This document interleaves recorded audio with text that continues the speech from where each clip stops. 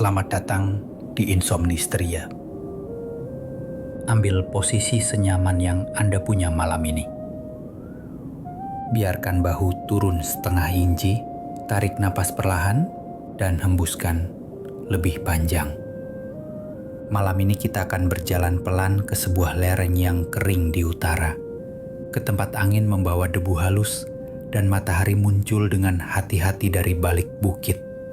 Di sana, pada masa Qin, orang-orang menata tanah menjadi dinding, tidak dengan gegap gempita, melainkan dengan kebiasaan yang berulang. Keranjang diisi, diangkat, ditumpahkan, lalu tanah dipadatkan 3 ketukan. Duk, duk, duk. Bayangkan diri Anda berdiri di garis pertama cahaya. Udara tipis dan sejuk, ada bau semak kering dan jejak abu perapian semalam. Di kejauhan, garis tanah memanjang seperti kalimat yang belum selesai. Malam ini kita tidak terdesak. Kita akan menyusuri ritme kerja yang sabar. Mendengar bagaimana keputusan jauh di istana berubah menjadi langkah-langkah kecil di bukit. Jika Anda tertidur di tengah cerita, itu baik. Biarkan kata-kata ini menjadi latar yang lembut, seperti angin yang lewat tanpa menuntut perhatian. Tarik napas pelan dan biarkan tubuh Anda lebih berat di tempatnya. Adegan 1. Kebenaran tersembunyi dari para penggali tembok Qin. Anda bangun sebelum langit berwarna. Udara dingin mengisi dada dengan cara yang rapi, membuat pikiran terasa bening. Di sekitar, bayangan gubuk sementara memudar, garis atapnya menyatu dengan bukit. Anda merapatkan kain pada bahu, kain yang menyimpan sisa hangat malam. Di mulut gubuk, kendi berisi air yang kemarin dipanaskan masih suam-suam kuku. Anda meneguk sedikit. Rasanya sederhana, seperti pagi yang jujur. Di tanah, alat-alat menunggu tanpa suara.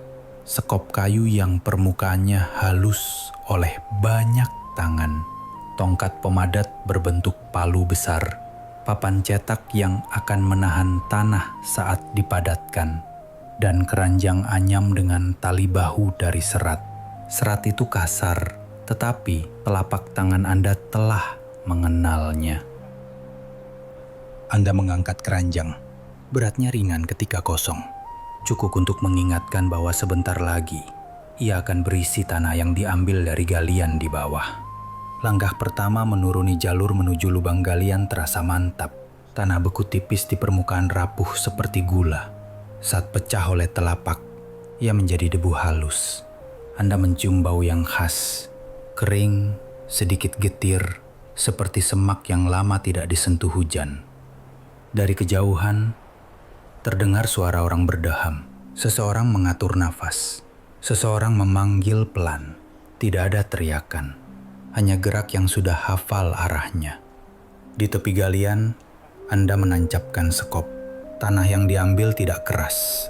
Ia menurut saat digali tipis demi tipis. Setiap gerakan menghasilkan bunyi kecil. Kruk, kruk, seperti jam pasir yang bergeser. Anda mengisi keranjang sampai cukup, tidak penuh, agar bahu tidak cepat menjerit. Tali bahu Anda taruh miring, mengurangi gesekan pada satu titik. Ini kebiasaan kecil yang membuat hari menjadi panjang dengan cara yang bisa ditanggung. Rantai manusia terbentuk tanpa aba-aba. Dari galian ke lereng, dari lereng ke puncak tanggul, keranjang berpindah tangan. Anda melangkah mengikuti jejak yang kemarin sudah menjadi jalur. Bagian yang sedikit cekung di tikungan, batu pipih yang diletakkan agar pijakan tetap kering, tiang kecil yang menandai sisi aman. Angin pagi bergerak pelan, membawa bau abu dari perapian semalam. Di atas sana, garis dinding yang belum selesai menunggu. Lapis berikutnya mesti datang hari ini. Anda tiba di puncak tanggul. Papan cetak sudah diset, membentuk kotak rendah sepanjang lengan. Tanah dari keranjang Anda tumpahkan ke dalam bingkai.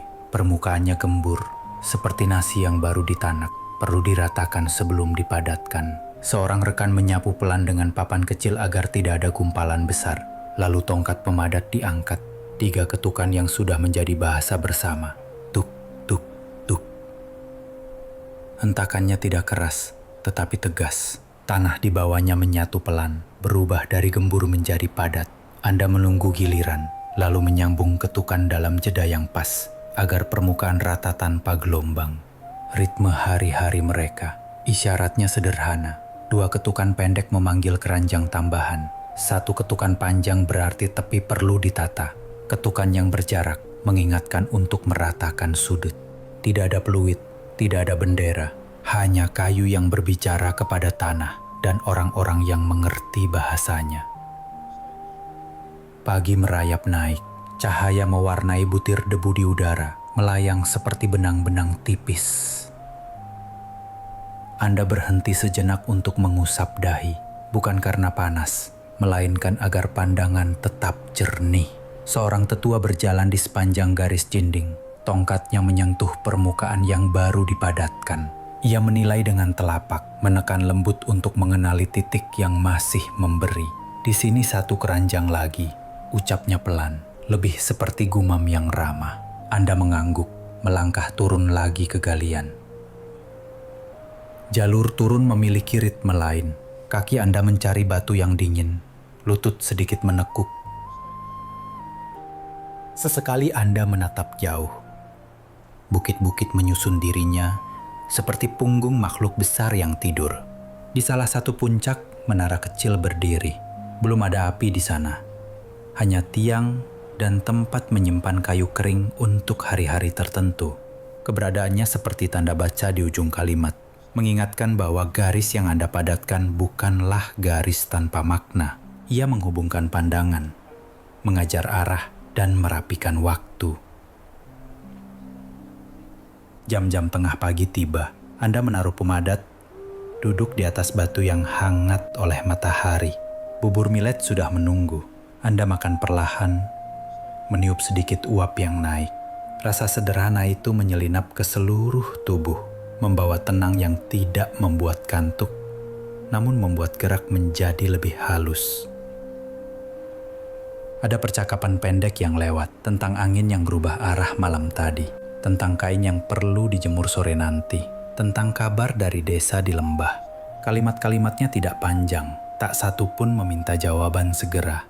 Istirahat selesai tanpa aba-aba. Seseorang bangkit duluan, diikuti yang lain.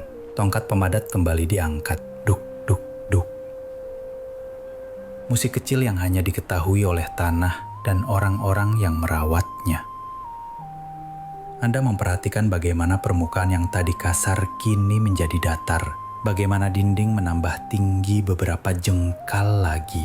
Bagaimana papan cetak pindah sedikit, lalu sedikit lagi, menyusuri garis yang digambar oleh kepala-kepala yang pernah mengukur lereng ini dengan tali sederhana.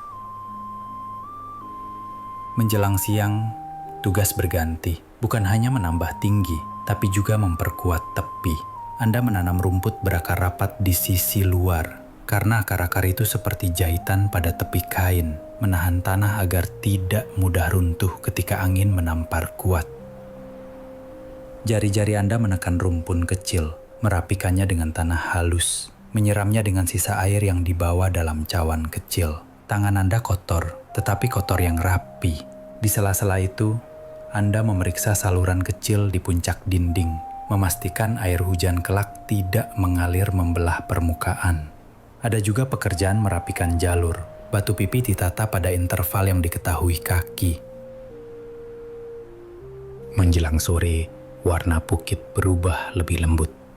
Debu di udara tidak lagi terang. Ia menjadi lapisan tipis yang membuat segala sesuatu terlihat sedikit lebih dekat. Anda berdiri di puncak dinding yang hari ini bertambah 1 lengan tingginya. Anda menatap sepanjang garis, belokannya mengikuti bentuk bukit, tidak memaksa lurus. Pada beberapa bagian, dinding itu bertemu batu alami dan menempel seperti teman lama. Pada bagian lain, ia menggeliat lembut melewati punggung semak. Seorang tetua kembali menyusuri permukaan. Ia mengetuk titik-titik tertentu, menyimak bunyinya, lalu menaruh batu kecil sebagai tanda besok perlu ditinjau lagi. Ia tidak memuji, ia juga tidak mengecilkan. Ia hanya menaruh sikap yang sama setiap hari, kesabaran. Ana mengangguk ketika ia lewat. Tidak ada banyak kata yang diperlukan ketika setiap orang mengerti kalimat besar yang sedang disusun bersama. Sebelum matahari turun sepenuhnya, pekerjaan ditutup dengan merapikan alat. Papan cetak disandarkan agar tidak melengkung oleh embun malam. Tongkat temadat diletakkan telentang, gagangnya menghadap ke timur. Kebiasaan kecil agar besok tidak membingungkan arah. Keranjang dibersihkan dari sisa tanah dengan pukulan ringan, tuk-tuk. Lalu disusun dalam 2 baris.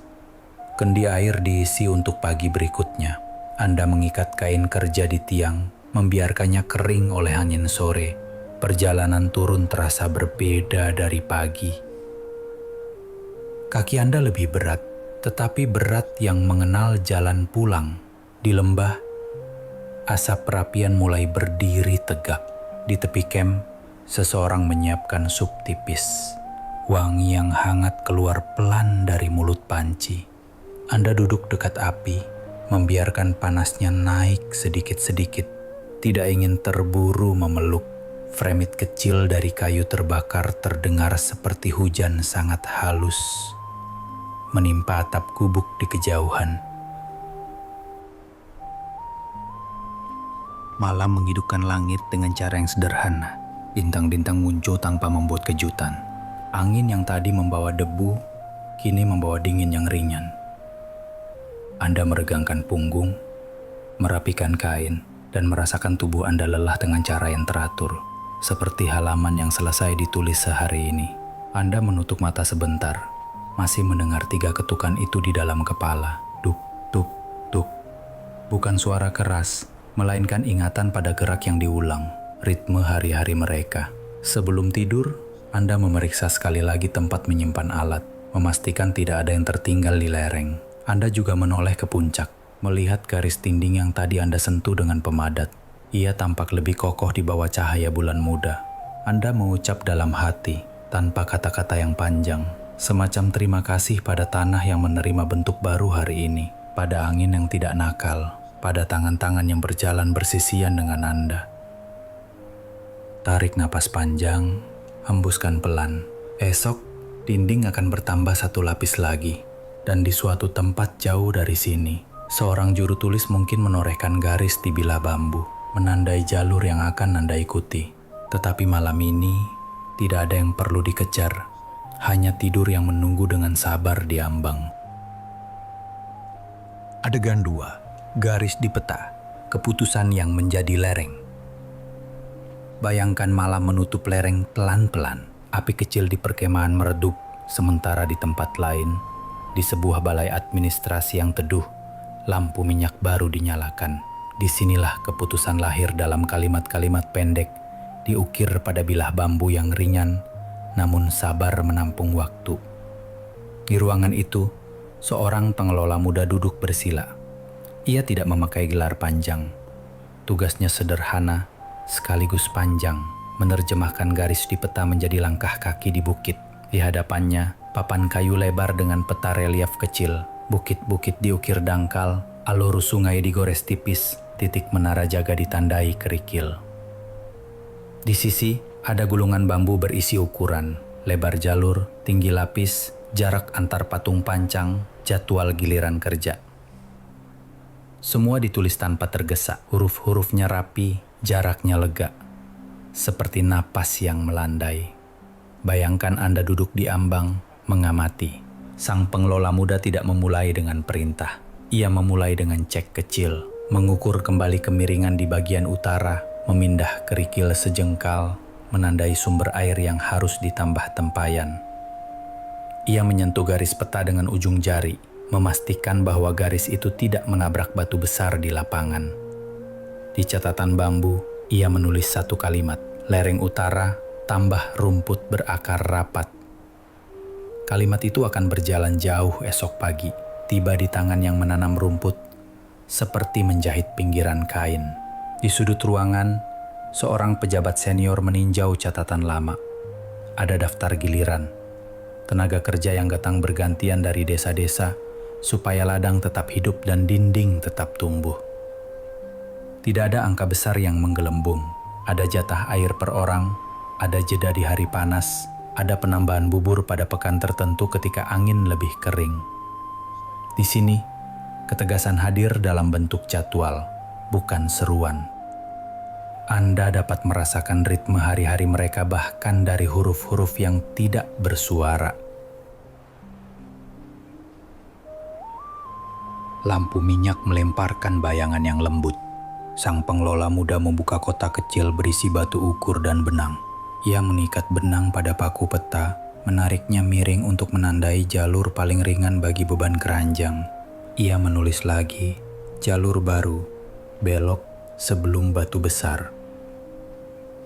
Kalimat yang pendek, tetapi kelak menyelamatkan banyak langkah yang salah tempat. Di sampingnya, daftar bahan diperiksa. Papan cetak yang masih kuat, kayu pengungkit, tali serat yang perlu diganti. Tidak ada kejutan. Hanya penjagaan agar besok tidak menuntut maaf. Pada jam berikutnya, laporan dari menara jaga tiba. Penjaga menulis singkat di bilah bambu. Angin dari barat lebih kering. Debu naik cepat saat tengah hari. Kayu kering cukup untuk 2 malam. Sang pengelola muda memindahkan kerikil di peta, penanda sinyal api, sedikit ke bawah untuk menyesuaikan arah angin. Ia menambahkan catatan kecil. Bila asap condong, kirim pesan 2 kali. Isyarat yang kelak mengalir dari bukit ke bukit seperti bisik panjang, tanpa perlu menambah suara. Mari menoleh pada jatah dan ukuran. Di meja samping, bejana kecil berisi biji-bijian ditempatkan untuk menghitung ransum. Setiap biji mewakili satu kelompok kerja. Biji dipindahkan satu demi satu, mengingatkan bahwa di luar sana ada tubuh-tubuh yang perlu pulang pada waktunya. Ada ladang yang menunggu, ada anak yang memerlukan pelukan di malam yang tidak terlalu dingin. Perhitungan di sini tidak mengaburkan wajah-wajah itu. Ia justru menjaga agar wajah-wajah itu tetap kembali esok, tidak hilang oleh beban yang terlalu berat. Ketika angin malam menyentuh kisi jendela, seorang juru tulis membacakan ulang, pelan, catatan yang akan berangkat fajar nanti. Perbaiki saluran kecil di puncak dinding, kuatkan tepi timur dengan rumput, pindah lokasi tempat air 1 tiang ke selatan, jadwalkan 2 jam rehat bila debu terlalu tebal. Ia menutup setiap baris dengan jeda, seperti menaruh batu penahan kecil agar kalimat tidak meluncur. Anda mendengar bagaimana bahasa di ruangan ini dibuat sesederhana mungkin, agar di lereng nanti tangan bisa bekerja tanpa bertanya terlalu banyak. Pagi berikutnya, dibayangkan dari ruangan ini, 2 kurir berdiri siap, masing-masing memegang bundel bambu yang telah diikat serat. Mereka tahu kemana melangkah. 1 ke utara membawa kabar tentang rumput, 1 ke barat membawa jadwal penggantian papan cetak. Sang pengelola muda menatap peta sekali lagi, memindah 1 kerikil, hanya 1, untuk menandai tempat yang butuh penjaga tambahan saat senja. Keputusan itu kecil, namun terasa seperti menambah 1 simpul pada jaring yang menahan hari agar tidak robek. Siang di balai administrasi tidak ramai. Ada kunjungan singkat dari pengawas jalan yang melaporkan lebar jalur pasokan. Roda gerobak tidak boleh memotong tepi yang baru. Batu-batu kecil dipadatkan agar kaki tidak terpeleset. Tanda jarak dibuat dari kayu yang dipangkas rapi, ditaruh pada rentang yang diketahui tubuh. Tidak mengajak berlari, tidak mempersilahkan malas. Anda memerhatikan bahwa kebiasaan adalah mata uang yang paling bernilai di sini. Dengan kebiasaan, orang-orang tidak perlu diingatkan tinggi. Sore hari, ruang peta kembali sunyi. Sang pengelola muda menutup kotak batu ukur, meniup sumbu lampu, lalu mencatat 1 baris terakhir sebelum malam. Esok, 3 ketukan tetap sama. Kalimat sederhana itu adalah jembatan yang menyambungkan 2 dunia, dari tinta di bilik tenang ke bunyi duk, duk, duk di lereng. Anda merasakan bagaimana garis di peta bukan garis yang kaku, ia garis yang mendengar, garis yang boleh digeser secengkal demi secengkal agar mengikuti bumi, bukan menentangnya. Di perjalanan pulang, ia melewati gudang kecil tempat papan cetak disandarkan miring. Ia menyentuh satu papan, merasakan serat kayu yang siap bekerja lagi. Ia paham bahwa besok ia mungkin tidak berdiri di lereng, tetapi keputusannya akan berjalan ke sana, menjadi rumput yang tertanam di tepi, menjadi tempayan yang diisi penuh, menjadi jeda 2 jam ketika debu terlalu pekat. Di kepalanya, pekerjaan itu terdengar seperti musik kamar yang sangat pelan. Beberapa nada diulang, lalu berhenti, lalu diulang lagi. Menjelang malam, ia berdiri sejenak di luar balai, memandang bukit yang hanya tampak sebagai garis gelap. Jauh di sana, Anda tahu, para penggali sedang duduk di sekitar perapian, menghangatkan tangan, memeriksa tali bahu, dan mengingat ketukan mereka. Di sini, di dalam dinding, seseorang menjaga agar ketukan itu tidak bertemu halangan yang tidak perlu. 2 tempat, 1 ritme hari-hari mereka. Tarik napas perlahan, hembuskan pelan. Sebentar lagi, kita akan menapaki jalur yang lebih sunyi, menyusuri jejak dan misteri yang ditinggalkan tanah. Bekas cetak papan pada dinding, simpul tali yang membeku jadi fosil kebiasaan, dan ruang-ruang di bawah bumi yang menyimpan keyakinan akan keteraturan. Adegan 3. Di bawah tanah dan di atas angin, misteri dan jejak. Bayangkan pagi yang sangat bening di lereng yang sama. Angin bergerak seperti selendang tipis, menggeser debu tanpa niat mengusik.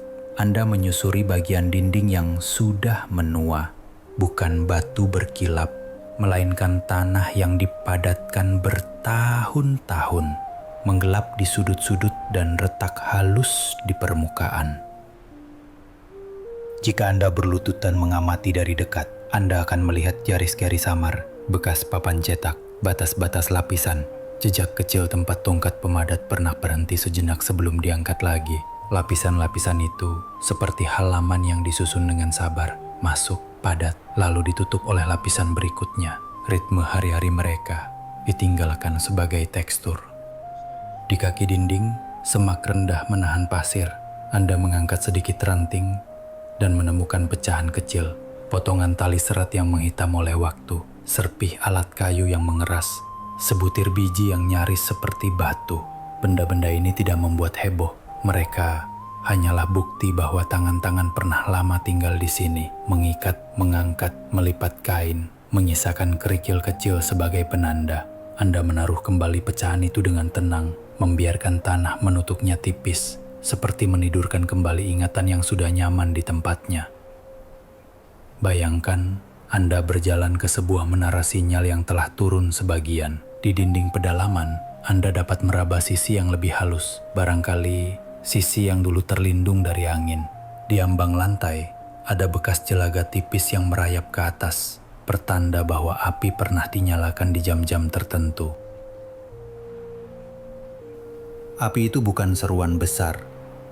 Ia bahasa yang tertib, menarik garis di udara.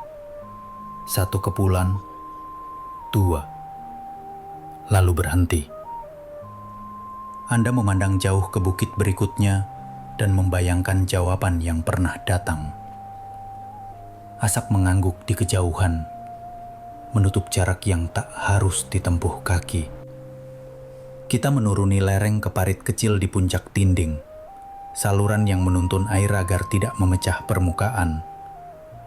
Di sini, misterinya tidak berupa harta terpendam, melainkan kebiasaan yang menyamarkan diri.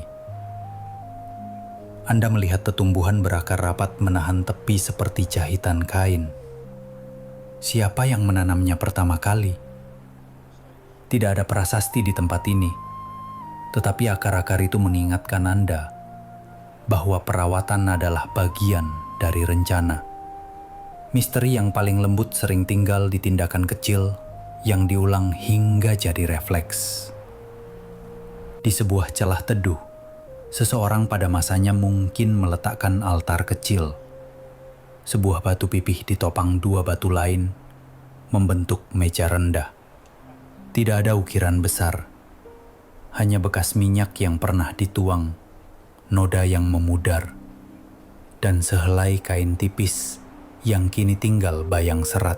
Anda membayangkan seorang penjaga sebelum fajar atau sesudah senja menaruh butir garam, setetes air, mungkin sejumput biji-bijian. Ia tidak memohon kemenangan, ia memohon keteraturan, agar angin tidak menggila, agar tanah tidak melebar retaknya, agar 3 ketukan esok tetap sama.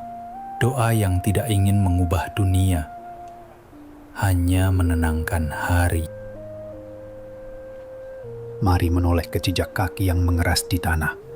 Jalur sempit yang persis selebar 2 langkah. Menurun dari dinding menuju mata air kecil. Batu-batu pipih ditanam pada jarak yang dihafal tubuh. Misterinya bukan kemana jalur itu menuju, melainkan bagaimana jalur itu membuat orang yang melewatinya berjalan dengan ritme yang sama. Menahan napas di tempat yang licin, melepaskannya di tempat yang datar. Anda ikut melangkah perlahan, dan tubuh Anda mendengar metronom yang tidak terlihat.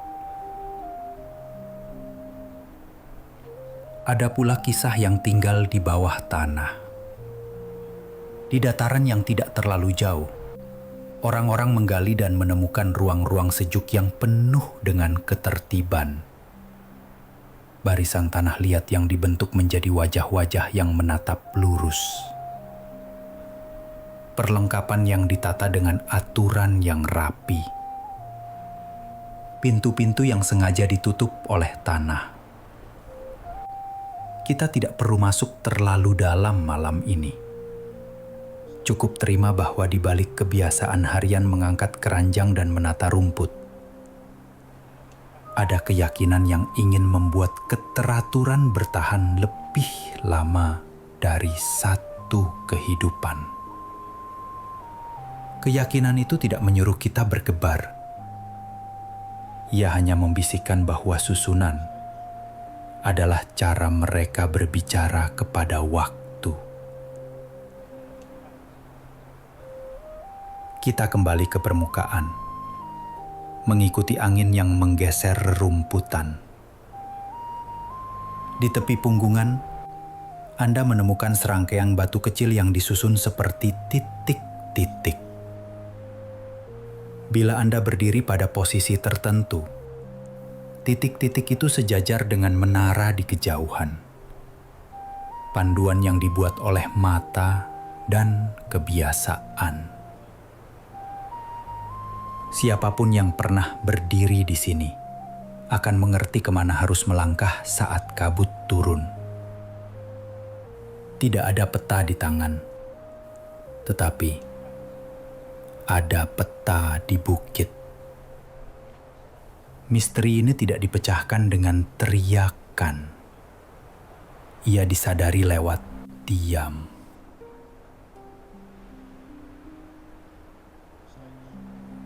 Di perkemahan lama yang kini tinggal lingkar batu perapian, pasir menyimpan jejak samar, penataan kendi air, tempat menjemur tali, dan sudut tempat pemadat disandarkan. Anda duduk di sana, meraba permukaan batu yang licin oleh telapak yang entah milik siapa. Anda hampir dapat mendengar bunyi yang mereka dengar. Ketukan yang jauh, cawan yang diletakkan pelang, kain yang dikibas halus. Bila Anda memejamkan mata, Anda akan merasakan bahwa misteri bukanlah ketidaktahuan. Ia adalah jarak yang membuat kita melangkah lebih pelan dan karena itu lebih mengerti. Ketika matahari menurun, bayangan dinding memanjang di lembah seperti garis tinta yang ditarik sekali, lalu tidak perlu diulang. Angin membawa butir pasir yang sedikit mendinginkan kulit. Anda bangkit, menepuk debu dari lutut. Di belakang, jejak Anda segera disamarkan oleh hembus pelan. Di depan, dinding melanjutkan kalimatnya melewati tikungan bukit ke tempat kita tidak dapat melihat malam ini. Itu cukup. Misteri tidak menuntut kita mengejarnya sampai akhir. Ia hanya meminta kita membiarkannya berjalan dengan ritme yang telah dipilihnya. Tarik napas perlahan. Hembuskan pelan. Sebentar lagi, kita akan meninggalkan lereng dan menuruni jalan ke Xianyang, ke ruang-ruang dalam yang sejuk. Jam air yang menetes tanpa tergesa. Gulungan bambu yang dibaca pelan. Dan keputusan singkat yang mengalir kembali ke bukit.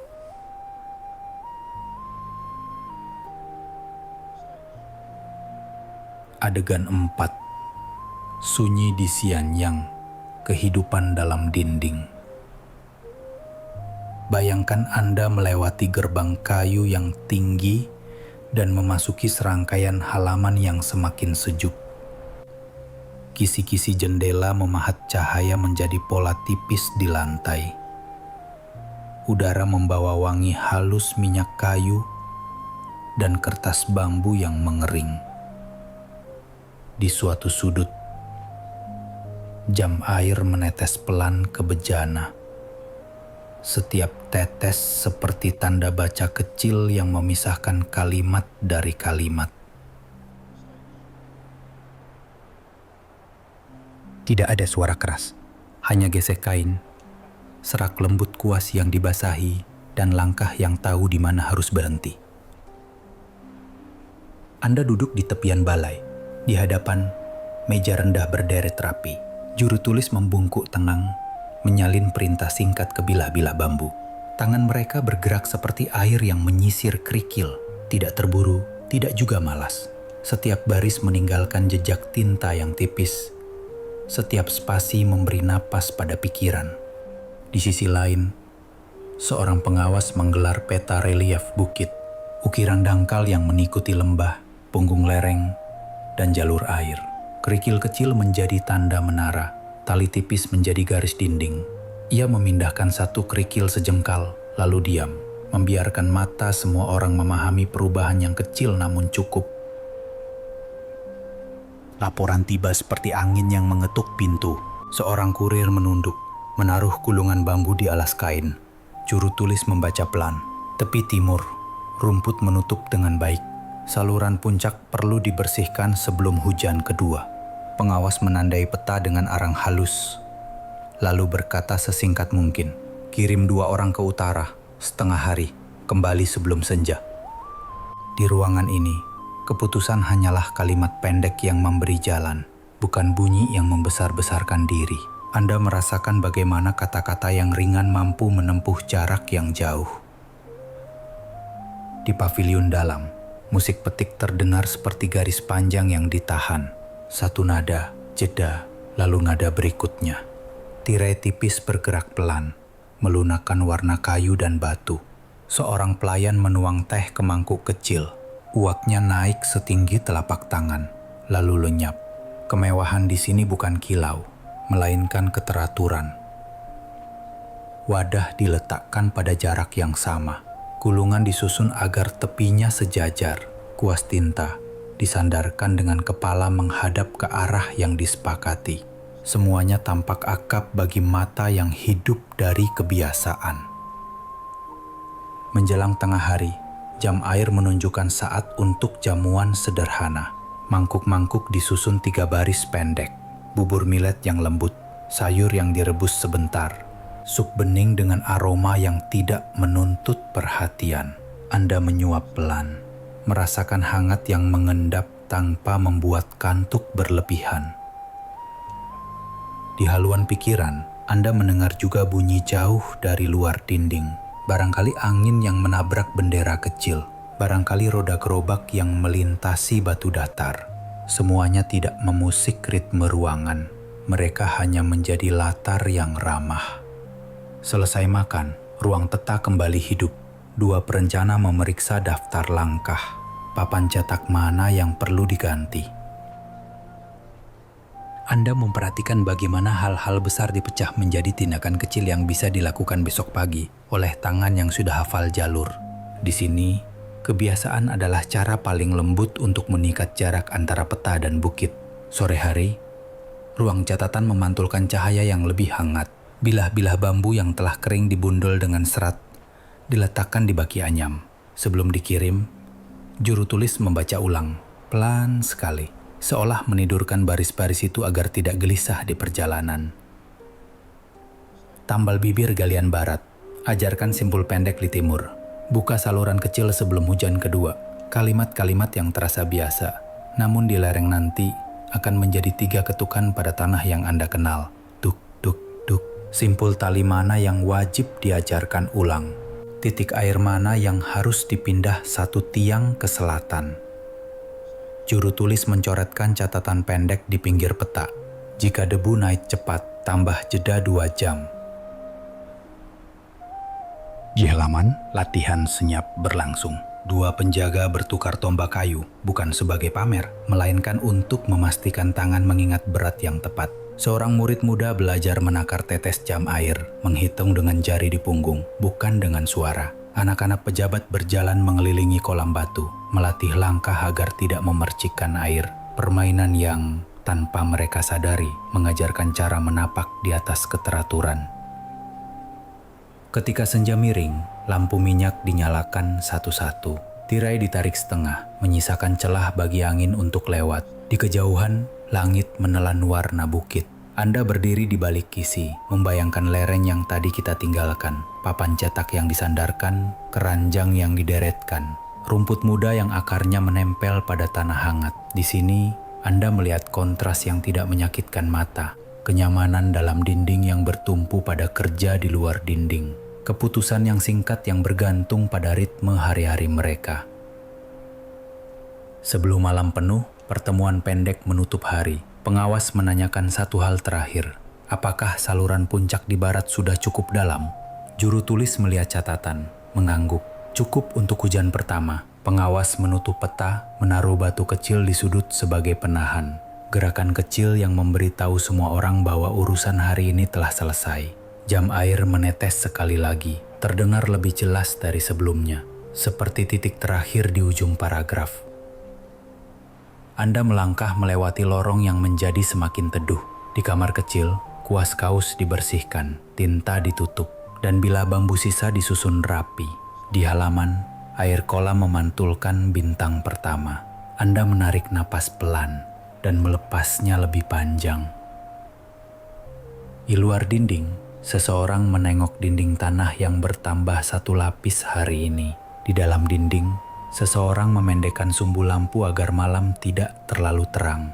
2 tempat, 1 ritme. Malam ini, kita telah berjalan dari ketukan pemadat di lereng ke kalimat-kalimat pendek pada bambu di balai administrasi, lalu ke ruang-ruang yang menjaga waktu dengan tetes jam air. Semuanya menyusun 1 kalimat panjang yang dibaca pelan oleh banyak tangan. Tangan yang mengangkat keranjang, tangan yang menanam rumput, tangan yang memindah kerikil di peta, tangan yang menulis 1 baris tambahan saat angin berubah. Sebelum Anda tidur, biarkan 1 pemandangan tinggal. Dinding tanah yang memeluk bukit seperti kain yang pas.